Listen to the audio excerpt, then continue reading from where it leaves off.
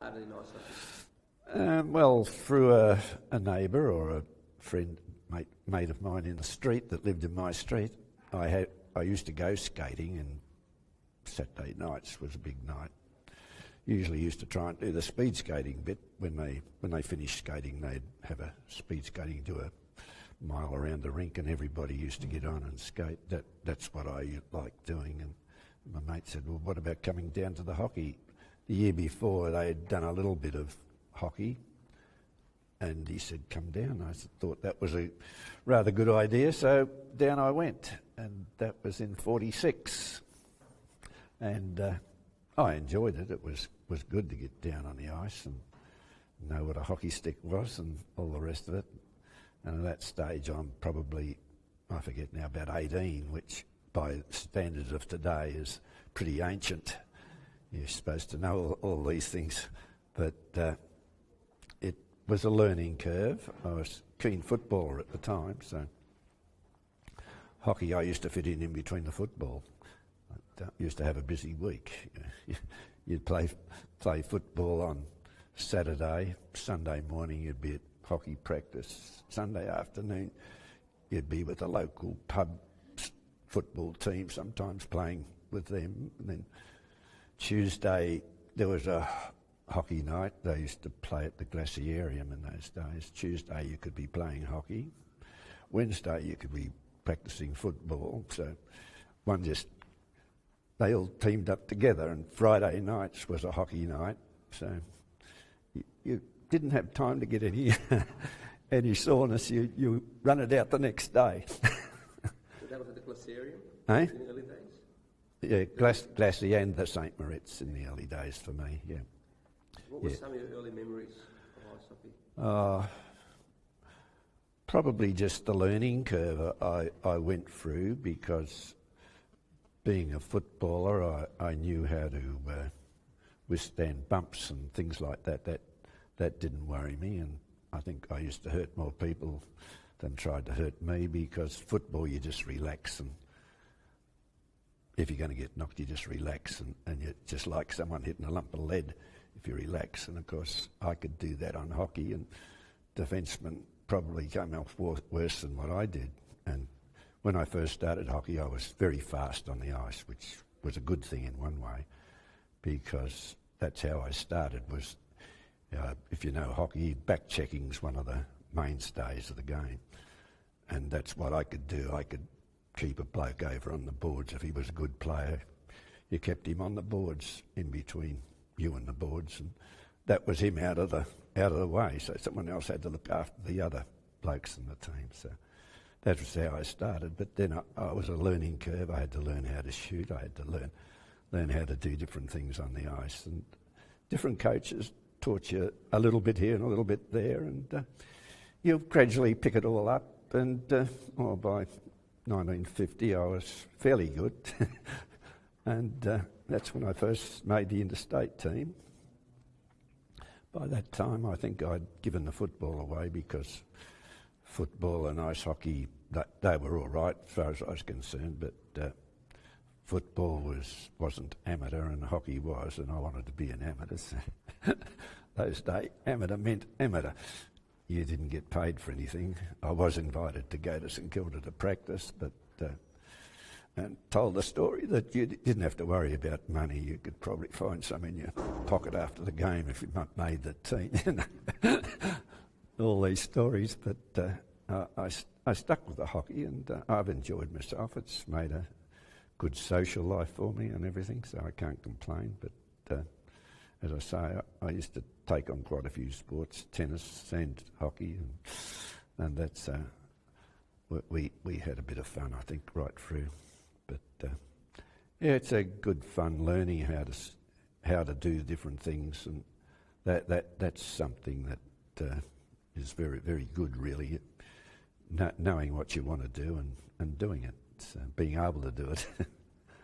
Was there a family affair in your day? Not really. I was very much went to hockey on my own. I had two elder brothers that they'd come and watch it, of course, but they weren't sort of into skating. Actually, before the war, two elder brothers, they'd come and watch it, of course, but they weren't sort of into skating. Actually, before the war, they used to drag me around the ice. Then after the war, I was dragging them around the ice. It was a bit different. I was in that category where I was tied up and wasn't old enough to get into the army or anything, so I was lucky to miss out. Your father came and watched you?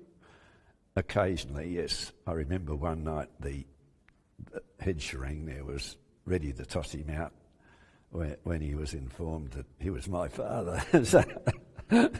But he was abusing somebody over the fence. Probably they must have hit me or something, and he didn't like that.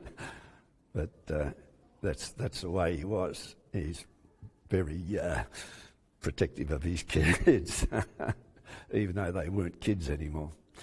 But it was rather funny. We used to have some jokes with Dad and that about it, but he just couldn't help himself.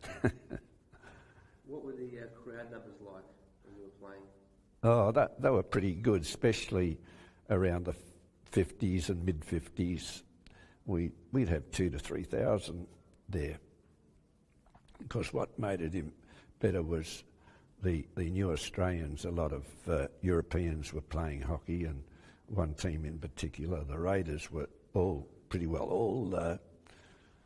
Europeans, and they used to have their crowd that used to follow them, and of course the other teams have their crowds, and there was a great inter-team rivalry in those days, and we used to get some big crowds. St Moritz and Glacier area used to be pretty well packed. If you got there late, you wouldn't get a seat, you'd be standing up the back somewhere. Was it really as tough and as rough as people are saying? Oh, it was pretty tough, but I don't think it's as rough as what it seems to be today. They don't seem to... when we were playing, you'd take 2 steps into a bloke. If you took more than that, you'd be charging him, so you'd get a penalty for it. These days, they seem to be able to race from one side of the rink to the other and belt a bloke on the boards, no trouble at all.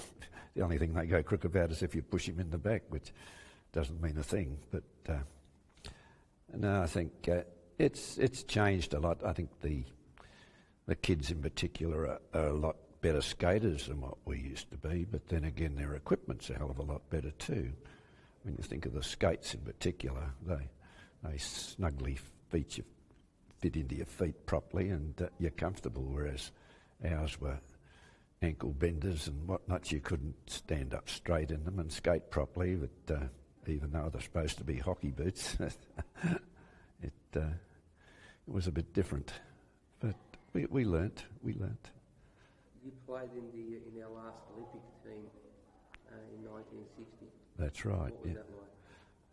Well, it was certainly awe-inspiring to meet some of the European teams and other teams, Canada and USA. We'd never had any international experience, so to speak, and that was our first look at it. We didn't do much good in the Olympics, but we certainly learned enough, and that was the whole idea of going there, was for us to learn and come back and try and teach some of the blokes a bit about it. But even the ice at Squaw Valley where we were up 5,000 feet in the valley, and then you start climbing, and the air's pretty rarefied. The ice was smooth as glass, and you go to pucker into the puck and you drag it from one side to the other, and it's over there. You've missed it because it had moved so quickly. And this is something you had to get used to. Even my blades, I had 4 or 5 inches of straight blade virtually. Well, that was no good to me there because I needed to be able to turn quickly, and so I had to get a decent sort of radius, which I'd never had before. So I had to change that. There's a lot of learning, whereas back here you're skating on snow most of the time. Where you chop it up, it's pretty rough. You don't need the radius in your skates. But so what was it like stepping onto the ice for the first time? in the Olympic Games playing for Australia?